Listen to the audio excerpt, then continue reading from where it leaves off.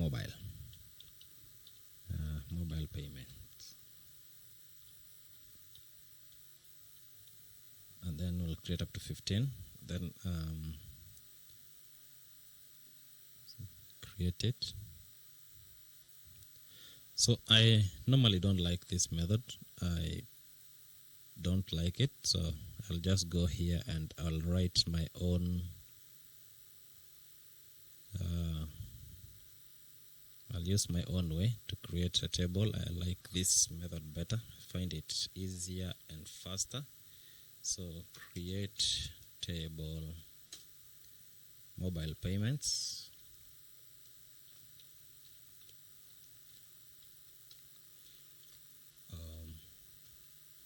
And things that we want there. So I'll just bring it down here. And then we'll have our first item, and it's going to be transaction type, but I would also like to give it my own. So first of all, we talk of transaction. Maybe transaction local ID means we are the ones who are generating this one. So this one is going to be an integer. Don't think there's anything else. It's also going to be auto increment and probably not null. So that's done. The second now is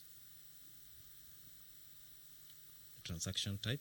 All this is obtained from M-PESA, and if you go back here, we have few characters, and as you can see, we have selected up to 8. So I think it's only good that I give this on a varchar of sin is 8. So let's give it 10. It's not a must, but it's also good. So this one is also not null. Let's get another one. This one is transaction ID. And transaction has 10 characters, so transaction ID, which is also a varchar with up to 10, and we also expect this one not to be null. The next is transaction time. So I'll pause it here, and then I hope you will do the same. Copy everything, paste, but probably you'll find this code on my GitHub, so don't worry. But let me pause from here, then we'll meet after I'm through.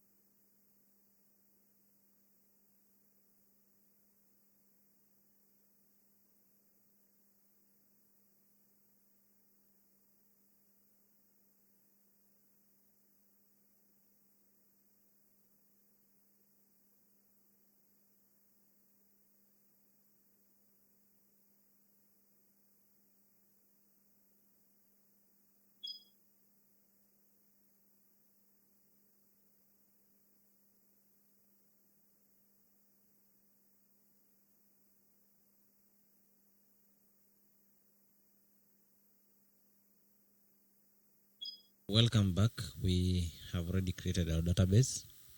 I'll leave the code here. So let me write mobile pay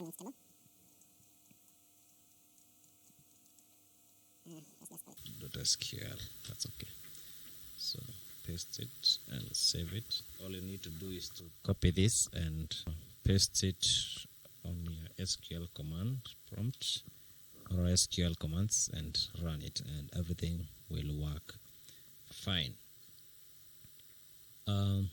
So we have everything set. I'll just need to upload this onto my server,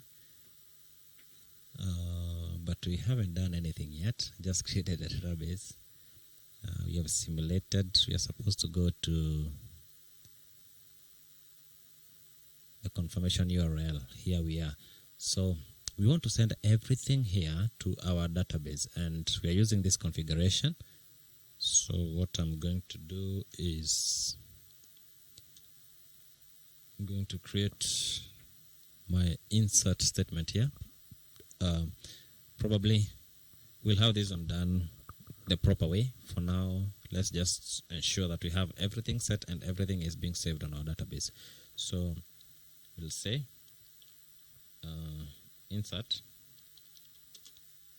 is equals to prepare. Probably messed there, so we need to go back and we want to use the con and access the prepare.